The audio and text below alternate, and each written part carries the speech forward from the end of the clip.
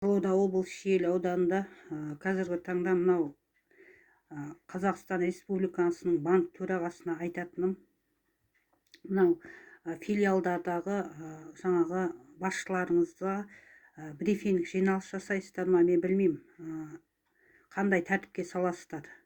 Мынау әй дейтін әже, қой дейтін қожа жоқ. Жаңағы біздің қазақта айтады ғой, қойшы көп болса қой арам өледі деп. Мынау жаңағы сот орындаушыларына береді, ол сот орындаушылар телефонына жауап бермейді, жаңа адам деп есептемейді. Штрафной батальон болған ғой баяғыда соғыстың кезінде. Мынау штрафной батальондарды жаңағы адам деп есептемеген екен сол кезде.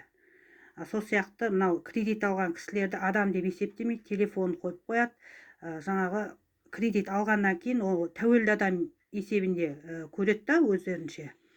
Енді айтайын дегенім, мынау филиалдардың басшыларына, мына Шиелі аудандық, Қызылорда облысы болсын, Шиелі аудандық, сіздер мынау ұлық болсаң кішік бол дейді. Мынау сот орындаушыларына да айтатын. Біз жетісіп жүрген жоқпыз. Кредитті жетіскеннен алмайды, дәріге керек, тамаққа керек, сондай бойынша алып жатыр. Мысалы, мына байық, пайда көрейік, Қазақстан қашып кетейік деп алмайды кейбір кісілер. Бәріне енді топырақ шашып жатқан жоқпын. Мынау клиенттің арқасында нан жеп отқаннан кейін клиентпен дұрыстап қарым-қатынас жасауды сұраймын. Мынау Қазақстан Республикасының банк төрағасының назарына. Онсыз да мынау жаңағы кредиттен болар молаң деген сияқты мынау жаңағы өлеңдер бар ғой, жаңа Айнұр Тұрсынбаеваның кредиттен соғылар молаң деп. Сол сияқты моласы көбісінің кредиттен соғылып жатыр қазір мына Қазақстанда. Біз күйініп отырмыз. Ана кредитті қалай төлейміз білмейміз. Мен ұлттық банктың төрағасына көмек сұраймын. Прокурордан және соттан көмек сұраймыз. Президенттен көмек сұраймын. Өйткені себебі біз ол кредит төлей алмаймыз. Мынау банкротствоға жіберуді сұраймын. Өйткені себебі 6 ай 7 айға дейін жамбастан тұра алмайды, жаңағы жүре алмайды деп дәрігерлер осылай жауап беріп отыр. Мына ұлттық банктың төрағасына айтатын. Кеше қағаздарын бәрін документтерін өткіздім. Сосын мынау банктарға мынау халықпен қалай сөйлесу керек, мына клиенттермен қалай жаңағы жұмыс жасау керек, сол жөнінде қағаз таратсаңыздар деймін. Болмаса электрондық поштасына таратасыздар ма, мен білмеймін. Қазіргі таңда мынау банктың адамдарымен де, сот орындаушыларымен де сөйлесу мүмкін болмай қалды. Армандарыңызына үйін алып, жаңағы қаңғытып, молаға түсіру болса, оны жаңағы телевизордан, жаңалықтардан хабарлап айтыңыздар. Не деген масқара, не деген сұмдық бұл? Шағаттасаң жаңағы жеке кредит, шағаттасаң жеке кредит, ол қалай ашқан, қаяқтан аша берген, мен түсінбей отырмын.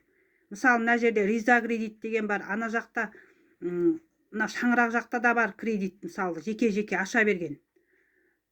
Енді ол жеке ашқаннан кейін сотқа да жаңағы беруге жаңағы құқылы емес деген бір заңды біліп алған, содан жаңағы халыққа қиянат істеп отыр. Мысалы, ол неше процентпен беріп жатыр, ол жете ма пенсия, жетпей ма есептемейді. Мысалы, әрине ол алған адамда есептеу керек, қанша пенсия алады, қаншасын жаңағы жаратады. Енді негізі основном печат банкте болғандықтан банкта есептеу керек шығын, қанша шығын кетеді. Мысалы 100 мың алатын кісіге 25 кредит беру деген енді ол масқара. Ол деген сөз көріп біліп тұрып фашистік істеумен тең болып отыр қазір таңда. Осыны мынау Қазақстан Республикасының банк төрағасының назарына ұсынам. Клиенттермен жұмыс істесін, болмаса лицензияларын алып, барлығын жауып тастауды сұраймын мынау ұлттық банк төрағасының назарына. Өйткені себебі мына халықтың қанын ішіп отыр сүліктей. Мына банктеріңіз адамды адам деп есептемейді, сөйлеспейді. Ол біз білмейміз, жергілікті жерден мынандай жаңағы адам деп есептемей отыр. Ол мысал үшін Қазақстан Республикасынан 100 мың төле десе, мысалы, бұлар екі ортада 200 мың алып отыр ма, біз қаяқтан білеміз? Міне осы мәселені де тексеруді сұраймын.